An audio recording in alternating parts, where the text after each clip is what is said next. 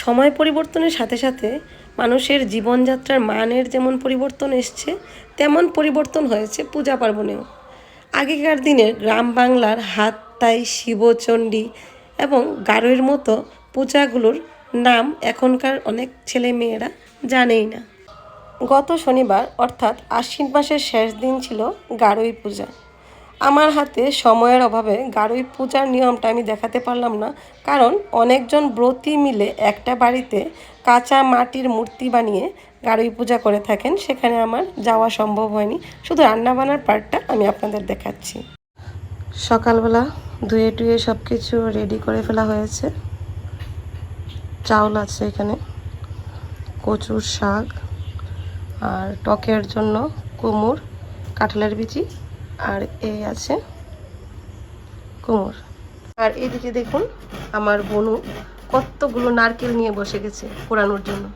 আসলে গারোর যে রান্নাটা হয় সেটায় যেহেতু তেল ইউজ হয় না, মেইন টেস্টটা আসে কিন্তু নারকেল দিয়ে। জিতে আর শাকে দেওয়ার জন্য বাড়ির শিমের বিচি, সেগুলোকেও মাটির চুলায় সিদ্ধ করে নেওয়া হচ্ছে। এখন কচুগুলোকে একটু সিদ্ধ করার জন্য বসিয়ে দেওয়া হয়েছে। এখন আমি কচুগুলোকে ঢেকে দিচ্ছি। কচু সিদ্ধ করা হয়ে গেছে, এখন জল ঝরানোর জন্য কচুগুলোকে একটা বাঁশের টুকরির মধ্যে রেখে দেওয়া হচ্ছে। আর এদিকে মা মাটির চুলার মধ্যে কুমড়োর যে সবজিটা হবে সেটার প্রিপারেশন শুরু করে দিয়েছে তেজপাতা, শুকনো লঙ্কা আর কালো জিরের ফোড়ন। তার মধ্যে মা কুমড়োটা দিয়ে দিয়েছে। আর তারপরে কি দিয়েছো মা? কাঁচা লঙ্কা। কাঁচা লঙ্কা, সেটাও আমাদের গাছের কাঁচা লঙ্কা। আর দেওয়া হয়েছে লবণ। লবণ তো সমুদ্রের হয়। প্রত্যেকটা বিষয়ই খেয়াল রাখা হয়, হালের এবং জালের যেন কোনো কিছু ব্যবহার না করা হয়, তাই না মা? ওহো, এখন দিয়ে দেওয়া হলো ছুঁয়ে দিছি সিমের বিচি। সিমগুলো কিন্তু আমাদের গাছে, বাজার থেকে কেনা না। আর কুমড়োটা হয়েছে জুমের। ওটা হয় সেটাকে মা একটু বেটে নিচ্ছে। কেটে না দিয়ে এরকমভাবে বেটে দিলে তরকারিতে ফ্লেভারটা সুন্দর আসবে, যেহেতু কোনো ধরনের মশলা ইউজ হয়নি। দেখুন কুমড়োর যে সবজিটা আছে সেটা সেদ্ধ হয়ে গেছে। এখন সবজির মধ্যে দিয়ে দিচ্ছি নারকেল। নারকেলটা একটু বেশি পরিমাণেই পড়বে।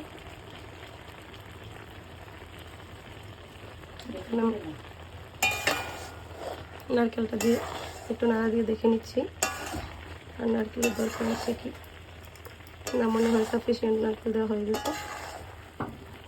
এখন নারকেলের পর মা দিয়ে দিয়েছে বেটে রাখা ধনিয়া পাতা।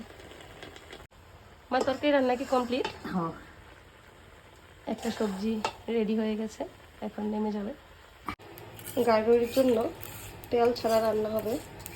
আর মাটির চুলায় আসলে সবটা রান্না কাবার হবে না।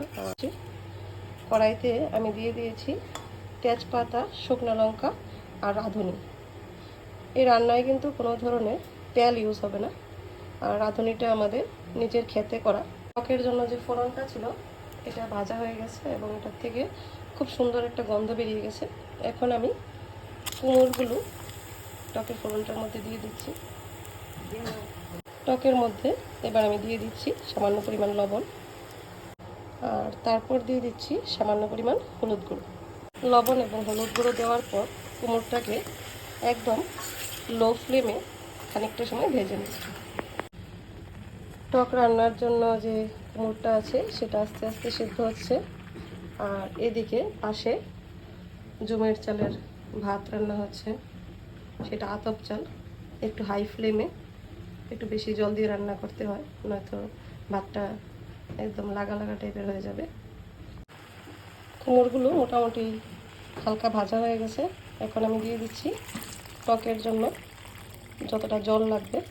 এই জলটার মধ্যেই সম্পূর্ণ কুমড়ো এবং একটু পরে আমি কাঁঠাল বিচি দেবো, সব কিছু সিদ্ধ হবে, সেজন্য জলটা একটু বেশি পরিমাণে দিতে হবে। আর আমি দিয়ে দিচ্ছি কাঁঠালের বিচি।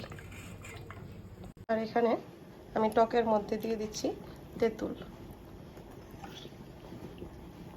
সবগুলোকে এখন সিদ্ধ হওয়ার জন্য ছেড়ে দেব। দেখুন টকের মধ্যে একদম নামানোর আগে লাস্টে দিয়ে দেওয়া হয়েছে নারকেল। এখন একদম টকটা রেডি হয়ে গেছে, কিছুক্ষণ ঠান্ডা হওয়ার জন্য রেখে দেবো। এইদিকে আমার মা শাকের প্রিপারেশন শুরু করে দিয়েছে। শাকের ফোড়নে কি দিয়েছো মা? তেজপাতা। তেজপাতা, শুকনো মরিচ দিয়েছো? না। শুধু তেজপাতা? কাঁচা লঙ্কা দেবে না? হুম। সেদ্ধ করা যে শিমের কুচিগুলো আছে এগুলো এই শাকটার মধ্যে দেওয়া হবে। এরপর দিয়ে দেওয়া হচ্ছে লবণ। লবণ আর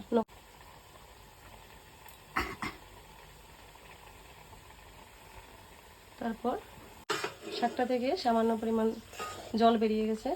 এখন শাকটাকে কিছুক্ষণ শুকাতে দেওয়া হবে আর এখানেই ভাজা হবে শাক। মা তোমার শাক রান্নাও কমপ্লিট? নারকেল দিয়ে দিয়েছো? সব কিছু দিয়ে। একদম রান্নার লাস্টে নারকেল দিয়ে দিয়েছো না? হ্যাঁ। আচ্ছা, আজকে কি কি রান্না করেছো? কচুর শাক, হুম মিষ্টি কুমড়োর তরকারি, হুম আর কুমড়ের টক। কুমড় দিয়ে কাঁঠালের বিচি দিয়ে টক। আহ, আচ্ছা, তুমি তো সব সময় রান্নাগুলি করো। আচ্ছা। এই পূজাটা করতে কেমন লাগে? পূজাটা ভালোই, পরিষ্কারটা করন দুই কষ্ট। সব কিছু ধুয়ে মুছে তারপর রান্না বান্না করতে হয়। এই যে দেখুন, এই হলো কুমড়ের সবজি। আর সবজিগুলো যেহেতু ট্রান্সফার হবে সেজন্য টিফিন বক্সে ঢুকিয়ে নেওয়া হচ্ছে। তো এই ছিল গারোই পূজার আমার মিনি ব্লগ। অনেক কিছুই বাদ গেছে কারণ আমার হাতে অতটা সময় ছিল না যে সবটা জিনিস কভার করব। তারপরেও যতটা পেরেছি কভার করেছি। ধন্যবাদ সবাইকে পাশে থাকার জন্য।